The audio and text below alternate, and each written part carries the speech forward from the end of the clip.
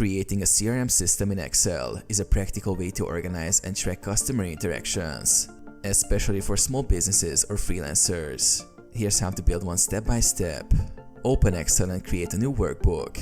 Launch Excel and start with a blank spreadsheet. Name your workbook something like CRM Tracker. Design your columns. Label the first row with key CRM fields such as customer name, email address, phone number, company, deal value, lead score, status, last contact date, next follow-up, notes. Format as a table. Highlight your data range and go to Insert Table. This makes sorting and filtering easier. Add data validation.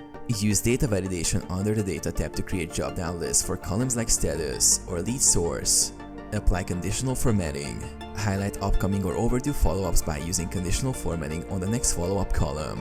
Track progress. Use filters or pivot tables to see how many leads are in each stage or to calculate total potential deal values. Save and share. Save your CRM and optionally share via OneDrive for team collaboration.